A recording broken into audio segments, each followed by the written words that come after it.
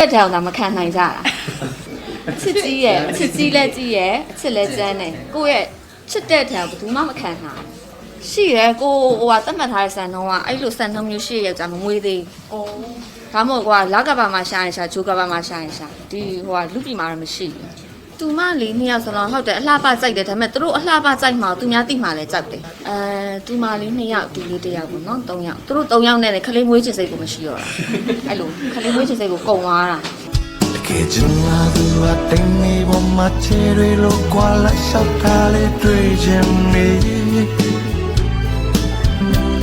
tenga con su aquí en esta nota si se ni le gano si me digo yo la pi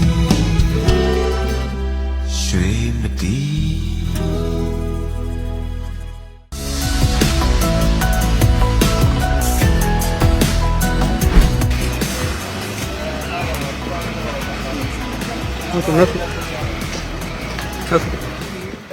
ဒီစားရောအော်လူပဲတည်သွေးနဲ့ကိုသားနဲ့ကိုထားပြစ်ချင်တယ်ထားပြစ်မှာပေါ့ချစ်တော့ချစ်တတ်ပါတယ်ဟုတ်ကိုချစ်တဲ့တောင်မခံနိုင်ကြတာချစ်ကြီးရဲ့ချစ်ကြီးလည်းကြီးရဲ့အချစ်လည်းကျန်းတယ်ကိုယ့်ရဲ့ချစ်တဲ့တောင်ဘယ်သူမှမခံနိုင်ရှိရဲကိုဟိုကသတ်မှတ်ထားတဲ့စံနှုန်းကအဲ့လိုစံနှုန်းမျိုးရှိရဲ့ကြာမမွေးသေးဘူးဒါမှမဟုတ်ကွာလက်ကဘာမှရှာရင်ရှာဂျိုးကဘာမှရှာရင်ရှာဒီဟိုကလူပြည်မှာတော့မရှိဘူးconfirm ဘာလို့လဲ confirm အဲ့တော့ဒီဘူးဆိုလဲ confirm ဟုတ်တယ်လေဘာလို့ပြုမှာလဲတယောက်တည်းပဲတောက်ပါမယ်နော်ကျွန်တော်ရှောလာလို့ပြောလိုက်ချောတယ်ဟုတ်တယ်ကျွန်တော်ရှောတယ်ဖွေးလေးနဲ့နော်မကြိုက်စစ်တယ်လို့ကဲသူမလေးသူလေးတွေချောတဲ့ကြောင်လဲကြွားပေးပါအထောချောတယ်လေအထောနောက်မိလိုက်ကြပေါ့သူမလေးနှစ်ယောက်ဆိုတော့ဟုတ်တယ်အလှပကြိုက်တယ်ဒါပေမဲ့သူတို့အလှပကြိုက်မှသူများသိမှလည်းကြောက်တယ်ဒါပေမဲ့ဟိုဘယ်လိုပြောရမလဲအကြီးမလေးကကြာ तू ကဘယ်လိုပြောရမလဲတော်ဝိုင်းလေးဖြစ်ချင်လားမသိဘူးသူစိတ်တရားပေါ့နော်နည်းနည်းငယ်မလေးကကြာအလှပကြိုက်တယ်စကားတက်တယ်ဒါပေမဲ့ဘယ်လိုပြောရမလဲ तू လှပကြိုက်တာကိုသူများမသိစေချင်ဒါပေမဲ့ပါသွားတယ်မထင်မှတ်ပဲနဲ့သူတို့ဗီဒီယိုတော့မှဟိုတနေ့ကမှလှန်လောရှာရင်တွေ့တာအလှတင်တဲ့ဟာကြီးဟုတ်တယ်ရိုက်ထားမှန်းတော့မသိဟုတ်သူမလေးနှစ်ယောက်ဒီလေးတစ်ယောက်ပေါ့နော်၃ယောက်သူတို့၃ယောက်နဲ့လည်းခလေးမွေးချင်စိတ်ကိုမရှိတော့တာအဲ့လိုခလေးမွေးချင်စိတ်ကိုကုန်သွားတာသူကမုန်းနေဝဲကျွေးခိုင်းတယ်ကစားခွင်းတွေအဲ့လိုလိုက်ပို့ခိုင်းတယ်တိတ်ပြီးတော့ဟိုလိုမျိုးကြီးမားတွေတစ်ခါမှမပူစားဘူးကိုကအဲ့လိုမျိုးသိရမလားအဲ့လိုသူတို့ဆော့ဖို့ iPad လေးတွေဗာလေးတွေဝယ်ပေးနော်ရှူတယ်ချောတာပေါ့မျိုးနဲ့ယူနဲ့နော်ချောတာတော့မျိုးနဲ့ယူနဲ့နော်ဟုတ်တယ်ချောတင်တာအားနေချက်ပေါ့နော်ဒါကိုရီမျိုးရဲ့အားနေချက်ပေါ့အားနေချက်လေးတစ်ခုပေါ့နော်အဲ့မှာလေးဟိုသူတို့နေရာဒီចောင်းပိတ်တော့အဲ့တော့တယောက်တည်းခွဲနေတဲ့အချိန်ပေါ့နော်အိမ်ကို၃ယောက်စလုံးလာဟာဖြောင်းတက်နေရတယ်အဲ့နောက်ပိုင်းမှာခလေးယူခြင်းစိတ်လည်းမရှိတော့ဘူးခလေးမွေးခြင်းစိတ်လည်းမရှိတော့ယောက်ျားယူခြင်းစိတ်လည်းမရှိတော့ဘယ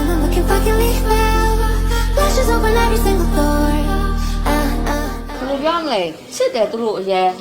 တုံနေအောင်ချစ်တယ်ဒါပေမဲ့ခလေးထိန်ကတနားရီထက်ပိုမထိန်နိုင်ဘူးတောင်းမှန်ပါတယ်နင်တို့နေလိုက်ပါတော့အေးစစ်စစ်ဒါပေမဲ့သူတို့ကဖုန်းကိုပေးကြည့်ထားတယ်ငိမ့်တယ်ဖုန်းတစ်ယောက်တစ်လုံးပေးကြည့်ထားလိုက်တယ်အေးရောဟုတ်တယ်စိတ်ရှုပ်တာမခံနိုင်ဘူးဟိုအလောက်ကများတဲ့ဂျားတဲ့အဲ့လိုအဲ့တခြား stress တွေဆိုမခံနိုင်ဘူးစိတ်ရှုပ်တာအဲ့လိုအပိုချိန်ကုန်ပါတယ်မခံနိုင်ကိုလိုသားသမီးမျိုးမွေးမိမှဆိုမွေးဘူးယောက်ျားလည်းမယူဘူးတေချာဝါကြီးပေါ့confirm အကြောင်းယူ confirm ကွာခလေးမွေးပြီးလို့သိရမလားဟိုစိတ်ကုန်ပြီးတော့ဘိုက်ထဲပြန်ထည့်လို့လည်းမရဘူးခလေးဆိုရဲအရာသူတို့ကပညာဆုံးကအတိုင်းနဲ့ကိုတာဝန်မယူနိုင်တဲ့အရာကိုအဆုံးထိမလုပ်နိုင်တဲ့အရာမလုပ်ချင်ဘူးဘာပဲဖြစ်ကိုကြောင့်ဖြစ်လာတဲ့ဒီဒေတာကိုလည်းကိုကြောင့်လည်းဒုက္ခမရောက်စေချင်ဘယ်သူကြောင့်မှလည်းဟိုဖြစ်ချင်အားကြောင့်မို့ဖြစ်နိုင်တဲ့အရာကိုမလုပ်နိုင်တဲ့အရာဆိုလို့ရှိရင်တော့တနာမလုပ်ချင်ဒီမှာကျတော့ treatment ဘိုင်းအရင်တနာသဘောကျတယ်အားကြောင့်မလို့လုပ်ဖြစ်တယ်ဒါပေမဲ့သူတို့စီမှာဒီကိုရီးယား surgery လည်းတစ်လားတစ်ခါလာတယ်ပေါ့နော်ဆိုတော့ဘယ်လိုပြောမလဲလာစေချင်တယ်ခန်းနှမ်းကောင်းတယ်ဆိုတာအားလုံးသိပြီးသားဖြစ်မှာပါအဲဒါကြောင့်မို့ထူးထူးခြားခြားဖိတ်ခေါ်ဖို့လည်းမလို့ထင်ပါတယ်ဘာဖြစ်တနာတို့ကတော့အမြဲတမ်းဒီခန်းနှမ်းအမြဲ support ပေးကြတယ်ပေါ့နော်အမြဲတမ်းလည်းလာဖြစ်တယ်အဲ့တော့ကြောင့်မလို့ဒီခန်းနှမ်းဆိုင်လေးဆိုင်ညောက်ဖွင့်ပွဲလေးကိုတက်ခွင့်ရတဲ့လည်းဝမ်းသာပါတယ်နောက်ထပ်လည်းဆိုင်ခွဲအများကြီးဖွင့်နိုင်ပြီးတော့တစ်ထပ်မကလည်းအောင်မြင်မှုတွေရပါစေအားလုံးကိုလည်းအလှဆင်ပေးနိုင်ပါစေလို့ဒီကနေဆုတောင်းပေးပါတယ်အယူပဲအမြဲတမ်းတစ်နေ့ကိုမှန်အခါထောင်လောက်ကြည့်ရဆိုတော့သိရမှာရိုးလာပြီမိဘတွေကတော့မကြိုက်ကြဘူးเนาะသူတို့မွေးပေးထားတဲ့အတိုင်းလေးပဲဖြစ်ကြိုက်ကြတယ်ကိုကအစ်စ်ဆန်းအမြဲတမ်းအဲ့လိုမျိုးကြိုက်တဲ့သူဆိုတော့ အမှန်တကယ်ပြောရမယ်ဆိုဒီထက်တော့လှုပ်ချင်သေးရဒါပေမဲ့ဟိုမလုံနဲ့လို့တားတဲ့သူရှိလို့ပေါ့ဟုတ်ဖြစ်တာတစုံ18ရ ဘောက်တွေခဏခဏပြန်ဖြစ်နေလားဒါဆိုလီယာပဲရောင်ခေါင်းရွှေကိုပြောင်းသုံးလိုက်ပါဥယျာဉ်ပညာရှင်တွေကိုယ်တိုင်ဖန်တီးထားပြီးစူပါဗီတာမင်10ဆအားဖြည့်ထားလို့ဘောက်များကို100%ကာကွယ်ပေးပြီးစံသားကိုပျော်ပြောင်းမြင့်စေပါတယ်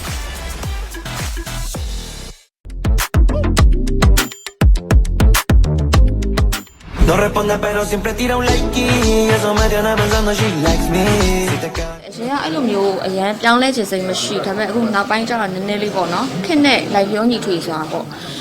အသက်လေးတစ်ခုလည်းရလာပြီဆိုတော့ဒီပြင်ဖို့လဲလိုအပ်တဲ့နေရာလေးတွေပြင်သင့်တာပြင်နေပေါ့နော် အဓိကတော့မှဘာကိုဦးစားပေးပြီးလုပ်ဖြစ်တာများတယ် treatment ဘိုင်းမယ်အသားရပူကောင်းမှုပဲပေါ့နော်ဒီ changes ကြီးအရင်ဖြစ်သွားတယ်အခုနည်းနည်းလေးလှုပ်လိုက်တာမှတချို့ဆိုမကြိုက်ကြဘူးလေ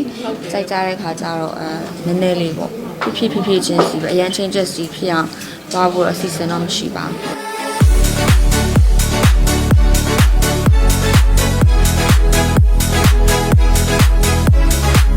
changes ဖြစ်သွားတဲ့အတွက်ကြောင့်မလို့ကောင်းတဲ့အရာရှိတယ်လို့မကောင်းတဲ့အရာလည်းရှိအကောင်းတဲ့အဆိုကတော့အမြဲတွင်တွဲနေရပဲဒါပေမဲ့ဟိုဘယ်လိုပြောရမလဲကိုယ့်ရဲ့ကိုယ်ပိုင်ဆိုင်တဲ့ခန္ဓာကိုယ်ပိုင်ဆိုင်တဲ့မျက်နှာဟိုမိဘတွေကတော့မကြိုက်ကြဘူးပေါ့နော်သူတို့မွေးပေးထားတဲ့အတိုင်းလေးပဲဖြစ်ကြိုက်ကြတယ်ဒါပေမဲ့ကိုကြတော့ရိုးလာပြီဒီမျက်နှာယူပဲအမြဲတမ်းတစ်နေ့ကိုမှန်အခါတစ်ထောင်လောက်ကြည့်ရဆိုတော့သိရမှာမျက်နှာယူကြည့်ရရိုးလာchanges လေးဘာလေးလုပ်ရင်ကောင်းမလဲဆိုပြီးအမြဲတမ်းစဉ်းစားနေရပါတော့ကိုကတော့အသစ်ဆန်းအမြဲတမ်းအဲ့လိုမျိုးကြိုက်တဲ့သူဆိုတော့အမှန်တကယ်ပြောရမယ်ဆိုဒီထက်တော့လှုပ်ချင်သေးရဒါပေမဲ့ဟိုမလုံနဲ့လို့တားတဲ့သူရှိလို့ပေါ့ဟုတ်ဖြစ်တာတစုံ18ရမွေပေါ့နော်စတာနော်အတိမရှိဘူးအဲ့တော့လေ18ရောက်တဲ့စကားထဲမှာဗနေရောက်တဲ့စကားကိုနားထောင်ပါဦး နားမထောင်တရားစကား ကိုလုံးချင်တာကိုလုံးနားလား ဟုတ်တယ် အဲ့ဒါစိတ်ချမ်းသာရတယ်ပေါ့နော်ကိုလုံးချင်တာကိုလုံးရတယ် ကိုစိတ်နဲ့ကိုပဲလေနော်နားမထောင်တာတော့မဟုတ်ဘူးနားထောင်တယ်ဒါပေမဲ့ကိုလှုပ်ချင်တာလှုပ်တာ ပြန်လည်းမပြော ပြန်လည်းမပြော နားတော့ထောင်ပေးလိုက်တယ်ပေါ့နားတော့ထောင်ပေးလိုက် နားထောင်တယ်ခေါင်းထဲရောက်တယ်အုံနောက်ထဲမှာထည့်တာရှင်ပတ်နှလုံးထဲမှာထည့်ထားတယ်ဒါပေမဲ့ကိုလှုပ်ချင်လှုပ်တယ်မလှုပ်ချင်ဘူးဟုတ်တယ်ကိုစိတ်နဲ့ကို အဲ့ခံစားချက်ကဘယ်လောက်မှဟို free ဖြစ်လို့ခံစားချက်က ဖြစ်တာပေါ့ဟိုချုပ်ချယ်မှုမရှိအထင်းကိုမရှိအထင်းကိုတော့ရှိရဒါပေမဲ့သိရမှာအဲ့လိုမျိုးကိုကြိုက်တာကိုလုပ်တာကိုလှုပ်ချင်တာလုပ်တာကိုကြိုက်တဲ့အရာကိုလုပ်တာပေါ့နော် ဒါပေမဲ့မင်္ဂလာချင်းကြောက်ပေါ်ရင်အဲဒီပြဖွင့်နိုင်ကြောင်းရှင်းရပါဗျာ။ရောင်းတစ်ခေါက်လာပြီပါ။ရန်လည်းမင်းနဲ့ကြောင်းအောင်ပြီပါလေ။အဲ့တော့အားလုံး ဒါစဖွင့်နေရပေါ့နော်အစဖွင့်နေရဒီကိုနေနိုင်တဲ့လည်းအရန်လက်ခင်နေပြီးလို့ရှိရင်ဒီမှာစဖွင့်နေရ treatment နေလာပြီးလုပ်ဖြစ်တယ်ပေါ့နော်လုပ်ဖြစ်တယ်အများကြီးလည်းလာဖြစ်တဲ့အခါကျတော့ဒီလာပြီး support ပေးတဲ့သဘောမျိုးပေါ့နော်ဒါတို့ရဲ့လေးဆိုင်များကိုသူတို့ကဒီကအဲ့လိုမျိုးဟို surgery ဘိုင်းလည်းအရန်ပိုင်နေပေါ့နော် surgery ဘိုင်းလည်းပိုင်နေ treatment ဘိုင်းလည်းပိုင်တဲ့အခါကျတော့အဓိကတော့လာလို့ဖြစ်တာ treatment ဘိုင်းနေပေါ့ treatment ဘိုင်းနေပဲဒီမှာလာလို့ဖြစ်တယ်သူတို့တစ်ခါနှခမ်းလေးတော့ဒီနားလေးလုပ်ပေးဘူးတယ်အဲ့တော့သူတို့ surgeon တယောက်ကိုရီးယား surgeon တယောက်လာလို့ပေါ့နော်နှခမ်းလေးတော့လုပ်ပေးဘူးတယ်ဒီမှာကျတော့ treatment ဘိုင်းအရင်သဘောကျတယ်အားကြောင့်မလို့လုပ်ဖြစ်တယ်ဒါပေမဲ့သူတို့စီမှာဒီဟိုကိုရီးယား surgery လည်းတစ်လားတစ်ခါလာတယ်ပေါ့နော်ဆိုတော့ဘယ်လိုပြောမလဲလာစီခြင်းနဲ့ခန်းနှမ်းကောင်းတယ်ဆိုတာအားလုံးသိပြီးသားဖြစ်မှာပါအဲ့ဒါကြောင့်မို့ဟိုထူးထူးခြားခြားဖိတ်ခေါ်ဖို့လည်းမလိုထင်ပါတယ်